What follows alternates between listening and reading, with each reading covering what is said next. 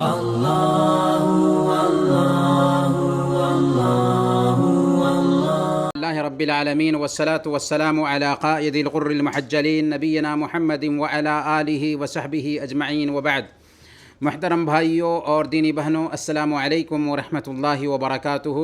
رمضان کے daily class میں آپ سب کا استقبال ہے، اور ہر دن کے جیسے آج سب سے پہلے ہم قرآن کریم سے ایک چھوٹی سی سورہ سیکھیں گے، پھر ایک حدیث کو سمجھیں گے، اور رمضان کا اخیر میں پیغام ہوگا۔ آج کی سورہ ہے سورہ اللیل۔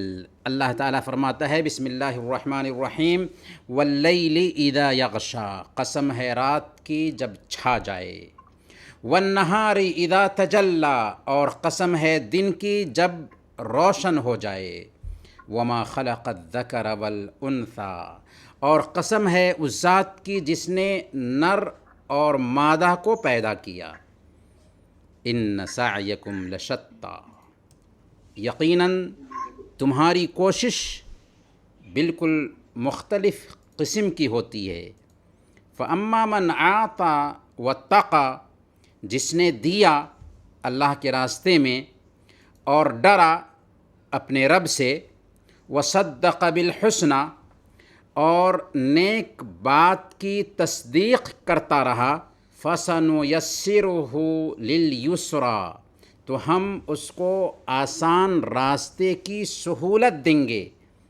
وَأَمَّا مَنْ بَخِلَ وَاسْتَغْنَى، لیکن جس نے بخیلی کی اور بے پرواہی برتی، وَكَذَّبَ بِالْحُسْنَى، اور نیک بات کو جھٹلایا، فَسَنُيَسِّرُهُ لِلْعُسْرَى، تو ہم اس کی تنگی اور مشکل کے سامان آسان کر دیں گے۔ وَمَا يُغْنِي عَنْهُ مَالُهُ إِذَا تَرَدَّى، اور اس کا مال اسے اوندھے منہ گرتے وقت کچھ کام نہ آ سکے گا، یعنی موت کے وقت کچھ کام نہ آ سکے گا۔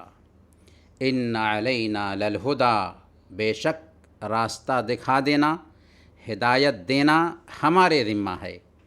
وَإِنَّ لَنَا لَلْآخِرَةَ وَالْأُولَى، اور ہمارے ہی ہاتھ میں آخرت ہے اور دنیا بھی ہے۔ فَأَنذَرْتُكُمْ نَارًا تَلَظَّىٰ، میں نے آپ کو شعلے مارتی ہوئی آگ سے ڈرا دیا ہے۔ لَا يَصْلَاهَا إِلَّا الْأَشْقَى الَّذِي كَذَّبَ وَتَوَلَّىٰ، جس میں صرف وہی بدبخت داخل ہوگا جس نے جھٹلایا اور شریعت کی پیروی سے منہ موڑ لیا۔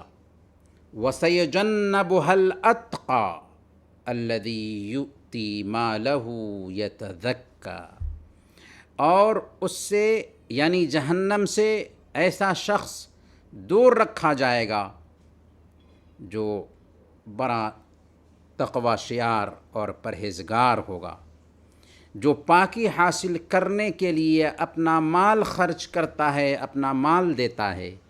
وَمَا لِأَحَدٍ عِندَهُ مِن نِعْمَةٍ تُجْزَىٰ إِلَّا ابْتِغَاءَ وَجْهِ رَبِّهِ الْأَعْلَىٰ، کسی کا اس پر کوئی احسان نہیں کہ جس کا بدلہ دیا جا رہا ہو، بلکہ صرف اپنے پروردگار، اپنے رب جو بزرگ اور برتر ہے، اس کی رضامندی چاہنے کے لیے وہ خرچ کرتا ہے، دیتا ہے۔ وَلَسَوْفَ يَرْضَىٰ، اور یقیناً اللہ بھی جلد ہی عنقریب ان سے رضامند ہو جائے گا۔ یہ سورہ اللیل ہے۔ اس سورہ میں سب سے پہلے اللہ تعالیٰ رات کی قسم کھاتا ہے جب کہ وہ چھا جائے، پھر دن کی قسم کھاتا ہے جب وہ روشن ہو جائے، اور ہم نے اس سے پہلے بھی عرض کیا کہ اللہ تعالیٰ اپنی مخلوق میں سے جس چیز کی چاہے قسم کھا سکتا ہے، لیکن انسان کے لیے جائز نہیں ہے، مخلوق کے لیے جائز نہیں ہے کہ اللہ کی قسم کے علاوہ کسی اور چیز کی قسم کھائے۔ تو اللہ رب العالمین نے اس سورہ میں رات کی قسم کھائی، پھر دن کی قسم کھائی، اور ظاہر ہے کہ رات کا چھا جانا اور دن میں روشنی کا پیدا ہونا دونوں کے دونوں اللہ رب العالمین کی بہت بڑی نشانی ہے۔ وَمِنْ آيَاتِهِ اللَّيْلُ وَالنَّهَارُ وَالشَّمْسُ وَالْقَمَرُ، اللہ تعالیٰ کی نشانیوں میں سے رات ہے اور دن ہے اور سورج ہے اور چاند ہے۔ پھر اللہ تعالیٰ نے نر اور مادہ کی قسم کھائی کہ ہر چیز میں اللہ رب العالمین نے نر اور مادہ دونوں کو پیدا کیا ہے۔ وَمَا خَلَقَ الذَّكَرَ وَالْأُنثَى، قسم ہے اس ذات کی جس نے نر اور مادہ کو پیدا کیا۔ یہ بھی اللہ تعالیٰ کی مہانتا، اللہ تعالیٰ کی قدرت کی نشانی اور دلیل ہے کہ اس نے ہر مخلوق میں، ہر سرشٹی میں نر اور مادہ دونوں رکھا ہے تاکہ نسل باقی رہے۔ پھر اللہ رب العالمین نے آگے فرمایا ان سعیکم لشتی، قسم کھانے کے بعد اللہ فرماتا ہے، یہ جواب قسم ہے، قسم کا جواب ہے کہ یقیناً انسانوں تمہاری کوششیں مختلف قسم کی ہوتی ہیں، یعنی اے انسانوں تمہارا عمل مختلف طرح کا ہوتا ہے۔ ظاہر ہے کہ جو نیکی کے راستے پر کوشش کر رہا ہو اور جو برائی کے راستے پر لگا ہوا ہو، دونوں تو برابر قطعاً نہیں ہو سکتے۔ جو نیکی کا کام کرتے ہوں، برائی کا کام کرتے ہوں، دونوں کے راستے الگ ہیں اور دونوں کی کوششیں بھی الگ الگ ہیں۔ پھر اللہ نے ذکر کیا کہ اس حساب سے لوگ دو گروہوں میں بٹے ہوتے ہیں، دو جماعتوں میں بٹ جاتے ہیں۔ پہلا گروپ یا پہلا گروہ نیکی کرنے والوں کا ہوتا ہے، فَأَمَّا مَنْ آتَى وَاتَّقَى، جس نے دیا اللہ کے راستے میں اور ڈرا اپنے رب سے، یعنی جن مالی عبادات کا اللہ تعالیٰ نے اسے حکم دیا تھا اسے ادا کیا، جیسے زکوٰۃ ہے، اور جن بدنی عبادتوں کا اللہ تعالیٰ نے اسے حکم دیا تھا انہیں بھی وہ ادا کیا، جیسے نماز، زکوٰۃ، روزے اور حج ہیں، اور اسی طریقے سے حرام کاموں سے اور گناہوں سے بھی خود کو بچائے رکھا، وصدق بالحسنى، اور نیک بات کی تصدیق کرتا رہا، یعنی کلمہ لا الہ الا اللہ کی تصدیق کی اور اس کی مانگ کے مطابق خود کو ڈھال لیا اور لا الہ الا اللہ محمد الرسول اللہ کے طریقے کے مطابق چلنے لگا، فَسَنُيَسِّرُهُ لِلْيُسْرَى، تو ہم کیا کرتے ہیں، ہم ایسے بندے کو آسانی کے راستے پر ڈال دیتے ہیں، اس کو آسان راستے کی سہولت دیتے ہیں۔ یہ پہلے گروہ کا بدلہ ہے، یہ پہلے گروہ کا انعام ہے کہ ہم ایسے لوگوں کو دنیاوی زندگی میں توفیق سے نوازتے ہیں، انہیں صحیح راستے پر لگا دیتے ہیں، اور انہوں نے جو شریعت کی تابعداری کی ہوئی ہے اس کی بنیاد پر ہم دنیا میں ان کو توفیق دیتے ہیں اور صحیح راستے پر ان کو گامزن رکھتے ہیں۔ پھر اللہ تعالیٰ نے دوسری قسم کے لوگوں کا ذکر کیا، وَأَمَّا مَنْ بَخِلَ وَاسْتَغْنَى وَكَذَّبَ بِالْحُسْنَى فَسَنُيَسِّرُهُ لِلْعُسْرَى، لیکن جس نے بخیلی کی، لاپرواہی برتی اور نیک بات کو جھٹلایا، یعنی لا الہ الا اللہ کو نہیں سمجھا، اس کے مطابق اپنی زندگی کو نہیں ڈھالا، صحیح عقیدے کا پیکر نہیں بنا، اللہ اور اس کے رسول کے طریقے کے مطابق زندگی نہیں گزاری، تو ایسے آدمی کو ہم صحیح راستے کی توفیق نہیں دیتے، بلکہ وہ ذلیل اور رسوا ہوتا ہے، آخرت سے پہلے دنیا میں ہی وہ ٹینشن اور پریشانی میں جیتا ہے، اس کے کام بھی الجھ جاتے ہیں، سلجھتے نہیں۔ وَمَا يُغْنِي عَنْهُ مَالُهُ إِذَا تَرَدَّى، اور اس کا مال بھی جب اوندھے منہ گرتا ہے تو کچھ کام نہیں آتا، یعنی جب موت کا وقت آتا ہے تو جو کچھ بھی اس نے جمع کیا تھا، وہ مال، اس کی وہ دولت، اس کی وہ سمپتی بھی اس کے کچھ کام نہیں آتی۔ پھر اللہ رب العالمین نے آگے فرمایا ان علینا للہدی و ان لنا للآخرۃ والاولی، بے شک راستہ دکھا دینا، ہدایت دینا ہمارے ذمہ ہے، اور ہمارے ہی ہاتھ میں آخرت ہے اور دنیا بھی ہے۔ یعنی ہدایت اللہ کے ہاتھ میں ہے، وہی جسے چاہتا ہے ہدایت دیتا ہے اور جسے چاہتا ہے ہدایت سے محروم رکھتا ہے، لیکن ہدایت اسے ہی ملتی ہے جسے ہدایت کی چاہت ہوتی ہے، اور جسے ہدایت کی چاہت نہیں ہوتی اللہ رب العالمین اس کو گمراہی کے راستے پہ چھوڑ دیتا ہے۔ اسی طرح اللہ تعالیٰ کے ہاتھ ہی میں دنیا بھی ہے اور اللہ تعالیٰ کے ہاتھ میں آخرت بھی ہے۔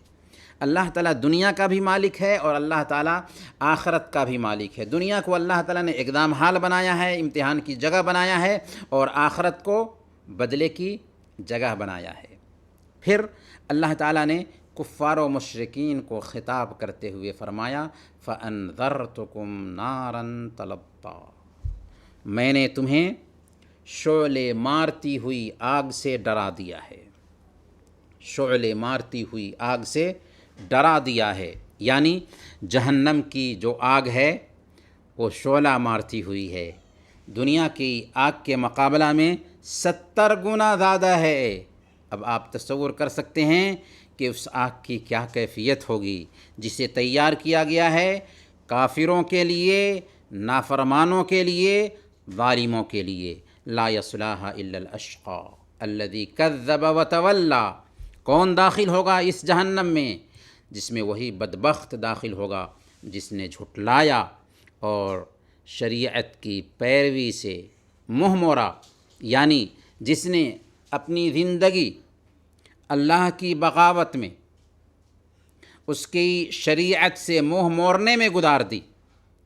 وہ بدبخت ہی نہیں ہوگا بلکہ سب سے بڑا بدبخت ہوگا، اشقا، سب سے بڑھ کر بدبخت ہوگا، بدقسمت ہوگا، جس کا ٹھکانہ جہنم ہے۔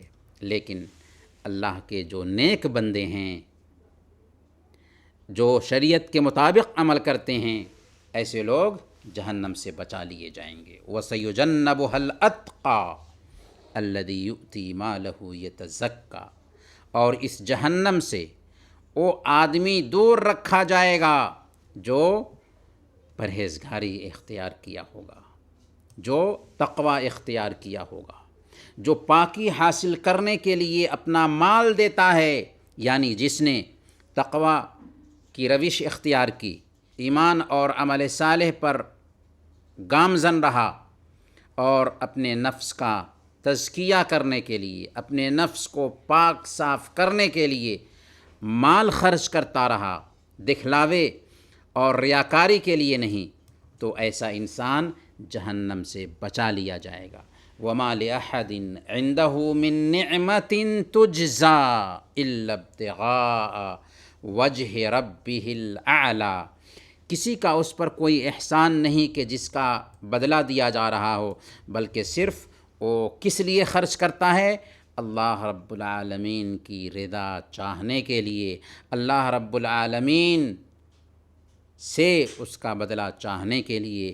اس کے اندر دکھلاوا نہیں ہوتا، اس کے اندر ریاکاری نہیں ہوتی، بلکہ اللہ رب العالمین سے وہ بدلہ چاہ رہا ہوتا ہے۔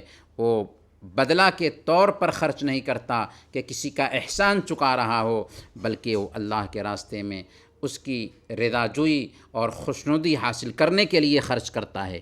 گویا کہ اس میں زکوٰۃ اور دوسرے صدقات وغیرہ بھی شامل ہیں، جنہیں ایک بندہ اللہ رب العالمین کو خوش کرنے کے لیے اللہ کے راستے میں خرچ کرتا ہے۔ اللہ فرماتا ہے سب سے آخر میں وَلَسَوْفَ يَرْضَىٰ، اور یقیناً ایسا بندہ جو اپنے رب کو راضی کرنے کے لیے خرچ کرتا ہے، اپنے رب کی شریعت کے مطابق زندگی گزارتا ہے، اللہ بھی ایسے بندے سے راضی ہو جائے گا۔ یہ نیک بندوں کے لیے اللہ رب العالمین کی طرف سے وعدہ ہے کہ اللہ تعالیٰ جلد ہی ان نیک بندوں سے راضی ہو جائے گا اور ان کے عمل کا بہتر سے بہتر اجر اور ثواب دے گا، جس سے وہ خود بھی خوش اور راضی ہو جائیں گے۔ اللہ تعالیٰ سے دعا ہے کہ اللہ تعالیٰ ہم سب پر اپنا فضل اور کرم فرمائے، آمین یا رب العالمین۔ چلیں آج کی حدیث کی طرف۔ آج کی حدیث ہے جس کا ٹاپک ہے ایک مسلمان کا دوسرے مسلمان پر حق۔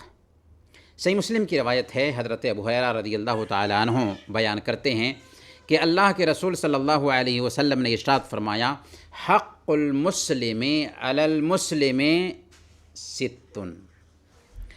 ایک مسلمان کا دوسرے مسلمان پر 6 حقوق ہیں۔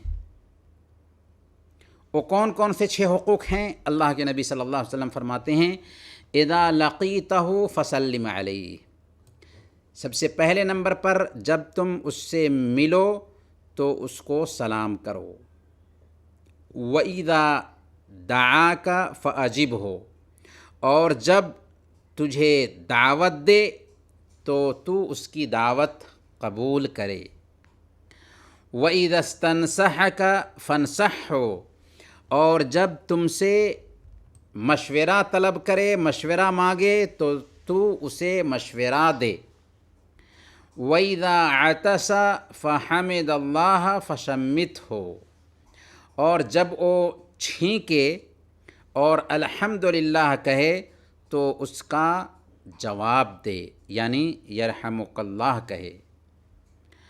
وَإِذَا مَرِضَ فَعُدْهُ وَإِذَا مَاتَ فَاتَّبِعْهُ، اور جب وہ بیمار ہو جائے تو اس کی عیادت کرے، اور جب وہ مر جائے تو اس کے جنازے کے ساتھ جائے۔ یہ کل ملا کر ایک مسلمان کا دوسرے مسلمان پر 6 حقوق بنتے ہیں۔ محترم بھائیوں اور دینی بہنوں، اسلام محبت، پریم اور بھائی چارے کا دین ہے۔ اللہ تعالیٰ نے فرمایا، انما المؤمنون اخوۃ، مسلمان آپس میں بھائی بھائی ہیں۔ اسی لیے اسلام محبت کرنے پر ابھارتا ہے اور اپنے ماننے والوں کو اس پر اتساہت کرتا ہے۔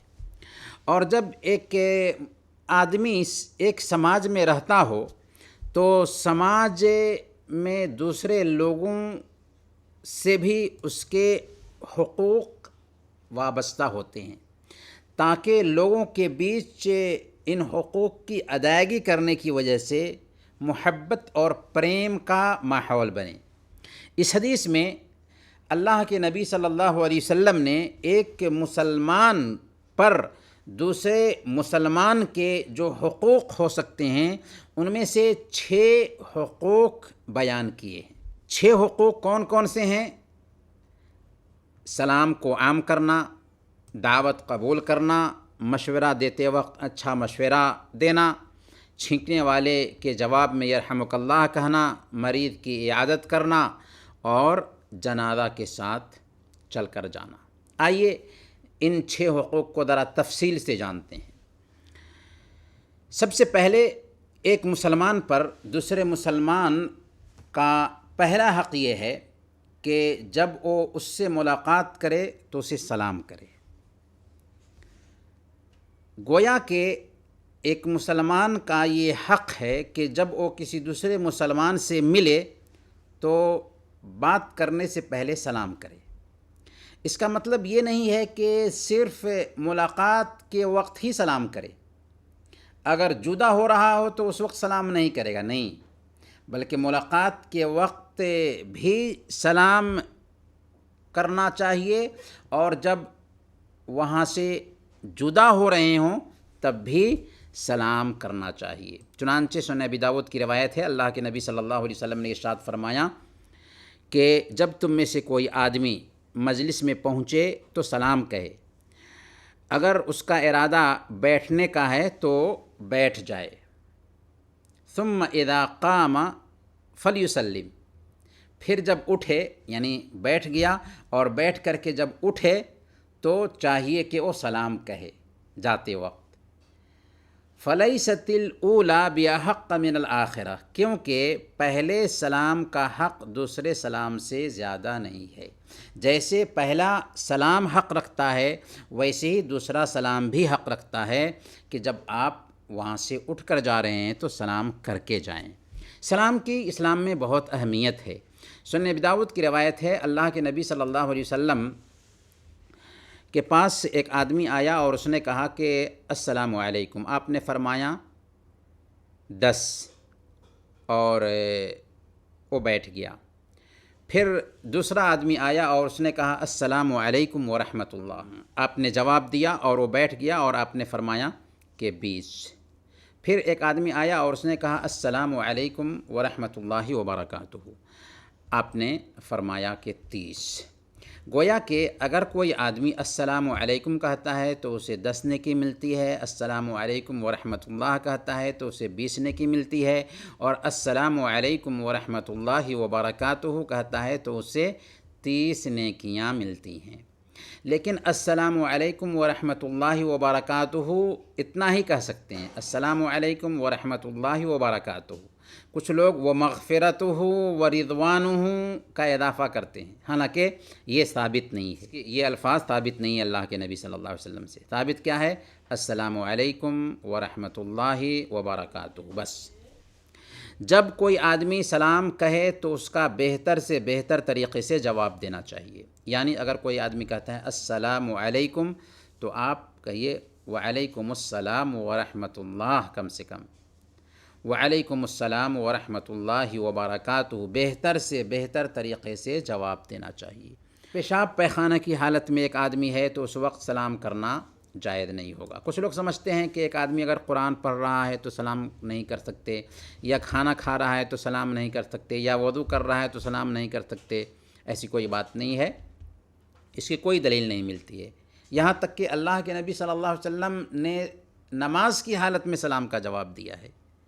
چنانچہ سنن ترمذی کی روایت ہے، حضرت ابن عمر رضی اللہ تعالیٰ عنہ بیان فرماتے ہیں کہ میں نے حضرت بلال رضی اللہ تعالیٰ عنہ سے پوچھا کہ اللہ کے نبی صلی اللہ علیہ وسلم کو نماز کی حالت میں سلام کیا جاتا تھا تو آپ کیسے اس کا جواب دیتے تھے؟ تو حضرت بلال رضی اللہ تعالیٰ عنہ نے فرمایا کہ کان یشیر بیدہ، اللہ کے نبی صلی اللہ علیہ وسلم ہاتھ سے اشارہ کرتے تھے، یعنی ہاتھ باندھے ہوتے تھے، ہاتھ سے اشارہ کرتے تھے۔ یہ اس بات کی دلیل ہوتی تھی کہ اللہ کے نبی صلی اللہ علیہ وسلم سلام کا جواب دے رہے ہیں۔ ایک مسلمان پر دوسرے مسلمان کا جو حق ہے، اس میں دوسرا حق یہ ہے کہ جب وہ کسی کو دعوت دے تو وہ دعوت قبول کرے۔ خاص طور پر اگر ولیمہ کی دعوت ہے تو یہ دعوت فرض ہو جاتی ہے۔ اللہ کے نبی صلی اللہ علیہ وسلم نے ایک حدیث میں بیان فرمایا کہ وَمَن لَّمْ يُجِبِ الدَّعْوَةَ فَقَدْ عَصَى اللَّهَ وَرَسُولَهُ، جو ولیمہ کی دعوت قبول نہیں کرتا ہے اس نے گویا کہ اللہ اور اس کے رسول کی نافرمانی کی۔ لیکن عام دعوتیں اگر ہیں تو اگر ایک انسان نے بہت ہی خلوص کے ساتھ میں دعوت دیا ہے تو اس دعوت کو قبول کرنا چاہیے، اور دعوت رد کرنا اچھی بات نہیں ہے، الا یہ کہ وہاں پر کوئی غیر شرعی کوئی کام ہو رہا ہو، شریعت کے خلاف کوئی کام ہو رہا ہو۔ ایک مسلمان کا دوسرے مسلمان پر تیسرا حق یہ ہے کہ اگر کوئی آدمی مشورہ طلب کرنے کے لیے آپ کے پاس آتا ہے تو آپ اس کی خیر خواہی کیجئے، آپ اس کے شبھ چنتک بنیے اور اس کو اچھا مشورہ دیجئے، غلط مشورہ مت دیجئے، دھوکہ مت دیجئے، اس کی غیبت مت کیجئے، اس کی چغلی مت کھائیے، اس کی بدخواہی مت کیجئے، بلکہ اس کے شبھ چنتک بنیے، اس کے لیے اچھا سوچئے، اور اس نے مشورہ طلب کیا ہے تو اچھا سے اچھا، بہتر سے بہتر مشورہ دیجئے۔ یہ ایک مسلمان کا دوسرے مسلمان پر حق ہے۔ ایک مسلمان کا دوسرے مسلمان پر یہ بھی حق ہے کہ جب اسے چھینک آئے اور وہ الحمدللہ کہے تو اس کا جواب دیا جائے۔ اس کا جواب کیسے دیا جائے گا؟ یرحمک اللہ۔ اور جب یرحمک اللہ آپ کہیں گے تو اس کے جواب میں سننے والا کہے گا یہدیکم اللہ ویصلح بالکم، یہدیکم اللہ ویصلح بالکم، اللہ آپ کو ہدایت دے اور آپ کی حالت کو درست کر دے۔ لیکن اگر کوئی آدمی الحمدللہ نہیں کہتا ہے چھینکنے کی حالت میں تو اس کا جواب نہیں دیا جائے گا۔ اگر الحمدللہ کہتا ہے تب اس کا جواب یرحمک اللہ سے دیا جائے گا، اور اس کا جواب او دے گا یہدیکم اللہ ویصلح بالکم۔ نماز کی حالت میں اگر چھینک آتی ہے تو ایک بندہ الحمدللہ زور سے نہیں بلکہ آہستہ سے کہہ سکتا ہے، لیکن اگر دوسرے آدمی کو چھینک آتی ہے تو نماز کی حالت میں دوسرے کی چھینک کا جواب دینا جائز نہیں ہوگا۔ اگر کوئی غیر مسلم چھینکتا ہے اور وہ الحمدللہ کہتا ہے تو اس کا جواب یرحمک اللہ سے نہیں بلکہ یہدیکم اللہ ویصلح بالکم سے دیا جائے گا، کیونکہ ایک غیر مسلم رحم سے پہلے ہدایت کا محتاج ہے، اس لیے ایک غیر مسلم کو یہدیکم اللہ کہا جائے گا۔ ایک مسلمان پر دوسرے مسلمان کا پانچواں حق یہ ہے کہ اگر کوئی بیمار پڑتا ہے تو وہ اس کی بیمار پرسی کرے، اس کی خبر لینے کے لیے جائے، کیونکہ بیمار پرسی کرنا بھی، عیادت کرنا بھی ایک مسلمان کا دوسرے مسلمان پر حق ہے۔ اور سنن ترمذی کی روایت ہے، اللہ کے نبی صلی اللہ علیہ وسلم نے ارشاد فرمایا کہ اگر کوئی مسلمان کسی دوسرے مسلمان کی عیادت کے لیے جاتا ہے اور اس کے پاس بیٹھ کر کے 7 مرتبہ یہ کلمات کہتا ہے تو اللہ رب العالمین اس کو عافیت دیتا ہے، سوائے اس کے کہ اس کی موت آ چکی ہو۔ کلمات کیا ہیں؟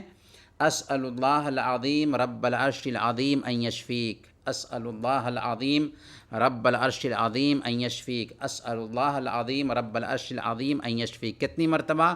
7 مرتبہ اگر کہتا ہے بیمار کے پاس میں بیٹھ کر، تو اگر موت نہیں آئی ہے تو اللہ تعالیٰ ضرور اس بندے کو شفا دیتا ہے۔ اس لیے بیمار کو یہ دعا دینی چاہیے۔ اسی طریقے سے بیمار پرسی کرنے والے کو چاہیے کہ یہ بھی دعا دے، الا بأس طہور انشاءاللہ۔ اور عیادت کرنے کے لیے اگر ہم کسی کے جاتے ہیں تو اس کی بڑی اہمیت بتائی گئی ہے ہماری شریعت میں۔ سنن ترمذی کی روایت ہے، حضرت علی رضی اللہ تعالیٰ عنہ بیان کرتے ہیں کہ اللہ کے نبی صلی اللہ علیہ وسلم نے ارشاد فرمایا کہ جب کوئی مسلمان کسی دوسرے مسلمان کی صبح میں عیادت کرنے کے لیے جاتا ہے تو شام تک اس کے لیے 70,000 فرشتے دعا کرتے رہتے ہیں، اور اگر ایک مسلمان کسی دوسرے مسلمان کی عیادت کرنے کے لیے شام میں جاتا ہے تو صبح تک 70,000 فرشتے اس کے لیے دعا کرتے رہتے ہیں، سبحان اللہ۔ اور جنت میں اس کے لیے ایک باغ بھی لگ جاتا ہے۔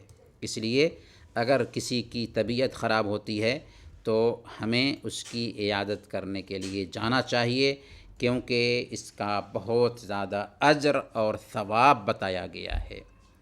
ایک مسلمان کا دوسرے مسلمان پر چھٹا حق یہ ہے کہ اگر اس کی موت ہو جاتی ہے تو جنازے کے ساتھ جایا جائے، یعنی جنازے میں شریک ہوا جائے۔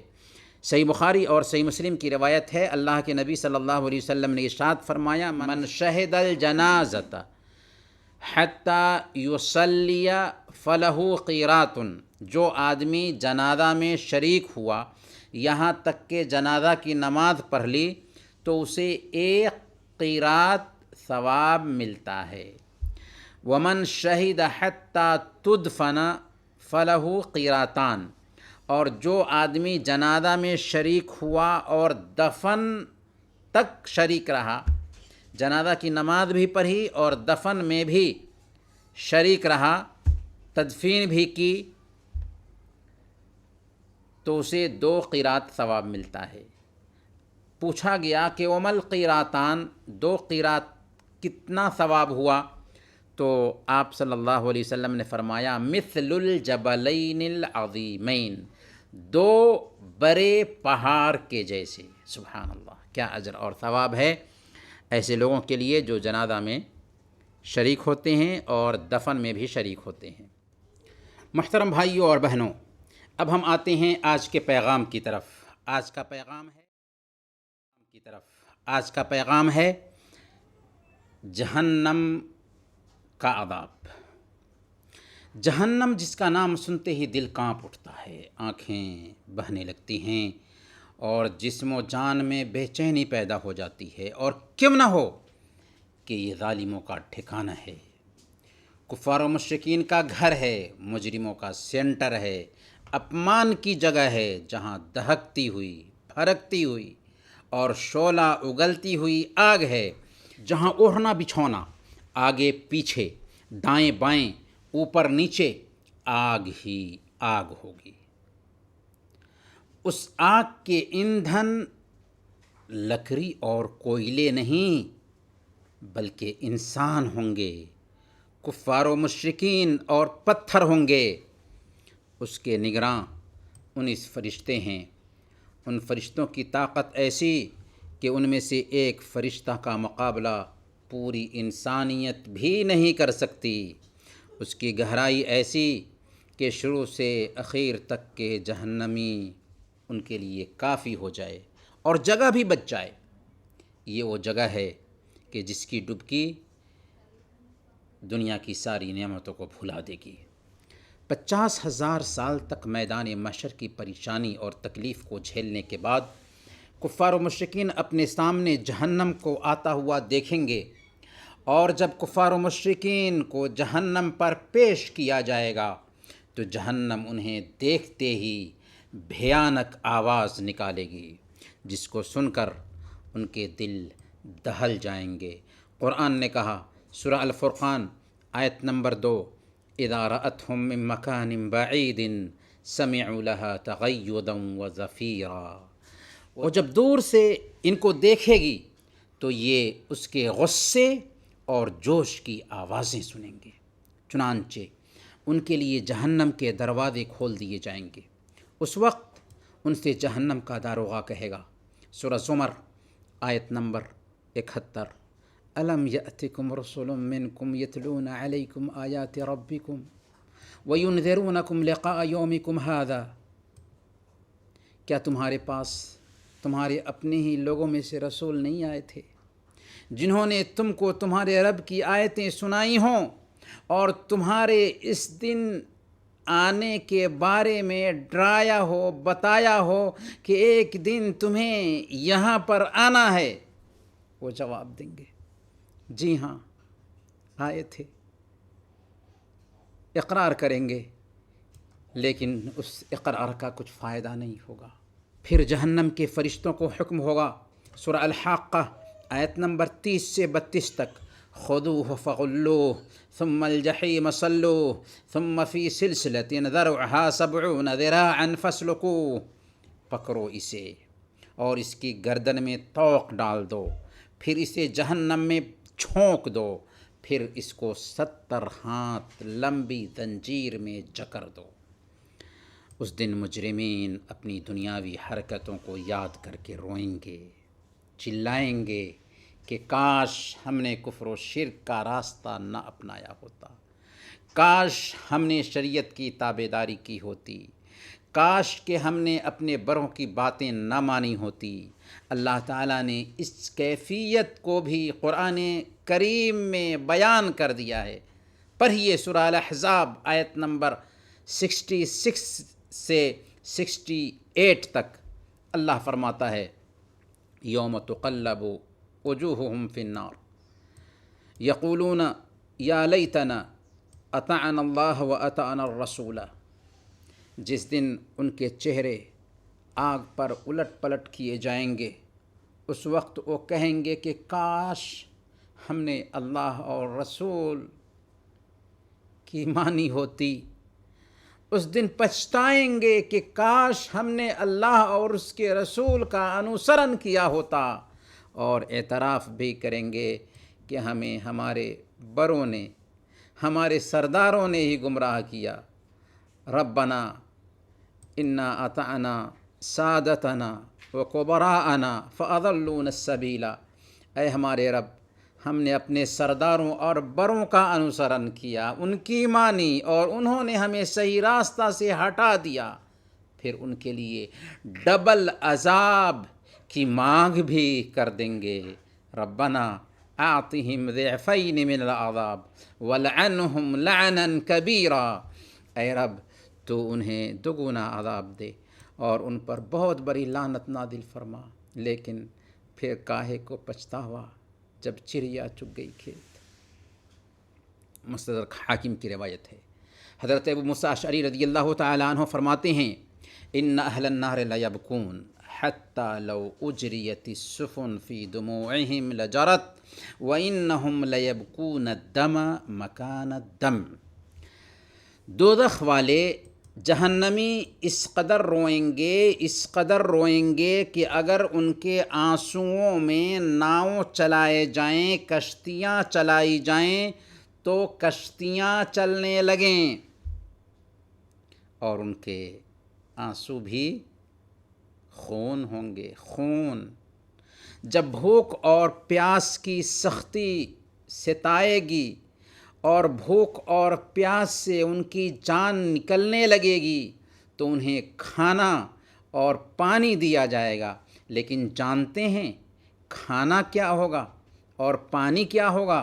اللہ تعالیٰ نے فرمایا سورہ الدخان آیت نمبر 43 سے 46 تک، ان شجرۃ الزقوم طعام الاثیم کالمہل یغلی فی البطون کغلی الحمیم، زقوم کا درخت گنہگار کا کھانا ہوگا، تیل کی تلچھٹ جیسا پیٹ میں اس طرح جوش کھائے گا جیسے کھولتا ہوا پانی جوش کھاتا ہے۔ اللہ اکبر! جی ہاں، یہ پھل ان کے پیٹ میں ایسے کھولے گا جیسے پیتل کی ہانڈی کھولتی ہے۔ جب پیاس کا سخت احساس ہونے لگے گا تو پانی مانگیں گے، انہیں پانی دیا جائے گا، لیکن پانی بھی کیا ہوگا؟ کھولتا ہوا ہوگا، جہنمیوں کے بدن سے بہنے والی پیپ اور مواد پر مشتمل ہوگا جس سے ان کی انتڑیاں کٹ کر باہر نکل جائیں گی۔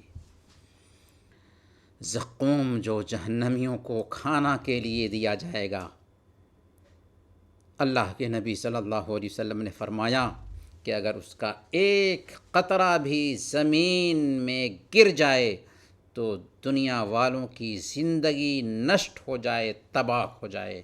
سنن ترمذی کی روایت ہے، اللہ کے نبی صلی اللہ علیہ وسلم نے ارشاد فرمایا لو ان قطرۃ من الزقوم قطرت فی الدنیا لافسدت علی اہل الدنیا معایشہم فکیف بمن یکون طعامہ، اگر زقوم کا ایک بند دنیا میں ٹپک جائے تو دنیا والوں کی زندگی تباہ کر دے، اب بتاؤ ان لوگوں کا کیا حال ہوگا جن کو کھانا کے طور پر دیا جائے گا زقوم۔ جہاں تک ان کے لباس کا تعلق ہے تو انہیں آگ کا جوڑا پہنایا جائے گا۔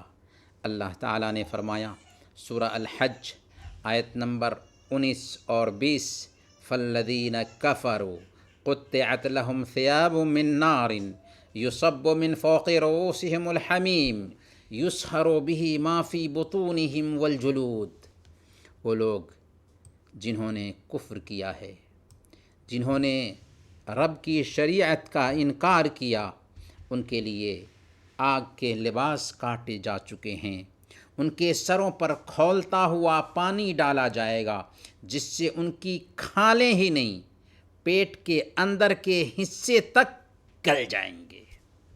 جہنم میں عذاب کی مختلف شکلیں ہوں گی، چمڑوں کا جلنا، انتڑیوں کا گلنا، چہرے کا جھلسنا، منہ کے بل گھسیٹا جانا، آنکھ کا چاروں طرف سے گھیر لینا، انتڑیوں کا باہر آنا، بیری طوق اور زنجیر میں جکڑا جانا، اور نہ جانے کیسے کیسے عذاب ہوں گے۔ جب عذاب کی تاب نہ لا کر جہنمی بھاگنا چاہے گا تو اسے لوہے کے ہتھوڑے سے مارتے ہوئے دوبارہ جہنم میں کر دیا جائے گا، اور پھر جہنم پورا پیک ہوگا، اس میں ہلکی سی کھڑکی بھی نہیں ہوگی کہ اس کی ہوا باہر جائے۔ اللہ تعالیٰ نے فرمایا سورہ الحج آیت نمبر 21 اور 22، وَلَهُمْ مَقَامِعُ مِنْ حَدِيدٍ كُلَّمَا أَرَادُوا أَنْ يَخْرُجُوا مِنْهَا مِنْ غَمٍّ أُعِيدُوا فِيهَا وَذُوقُوا عَذَابَ الْحَرِيقِ، اور ان کی خبر لینے کے لیے لوہے کے گرز ہوں گے، جب کبھی وہ گھبرا کر جہنم سے نکلنے کی کوشش کریں گے تو اسی میں دوبارہ دھکیل دیے جائیں گے اور کہا جائے گا چکھو اب جلنے کی سزا کا مزہ۔ دنیا میں مستی کرتے تھے، دنیا میں شریعت سے بغاوت کی تھی، اللہ کے بندوں نے تمہیں سمجھایا تھا، لیکن دنیا میں ان کی باتوں کی طرف کان نہیں دھرے تھے، تو آج مزہ چکھو جہنم کے عذاب کا۔ جہنمیوں میں سب سے کم عذاب اس آدمی کو ہوگا جس کے جوتے اور تسمے آگ کے ہوں گے۔ ان جوتوں اور تسموں کی وجہ سے اس کا دماغ اس طرح کھول رہا ہوگا جس طرح ہنڈیاں ابلتی اور کھولتی ہیں۔ پیر میں جوتے اور تسمے آگ کے پہنائے جائیں گے اور اس عذاب کی وجہ سے اس کا سر، اس کا دماغ اس طرح کھول رہا ہوگا جس طرح ہنڈیاں ابلتی اور کھولتی ہیں۔ وہ سوچے گا کہ سب سے زیادہ عذاب مجھے ہی مل رہا ہے، حالانکہ اس کا عذاب سب سے کم ہوگا۔ یہ عذاب کس کو دیا جا رہا ہوگا؟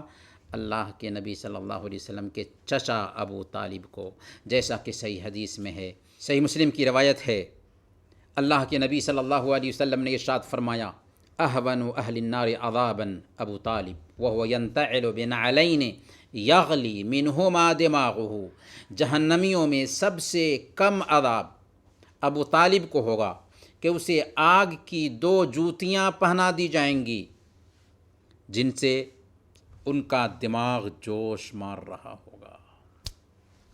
پیارے بھائیوں، جہنم کی اکثریت عورتوں کی ہوگی۔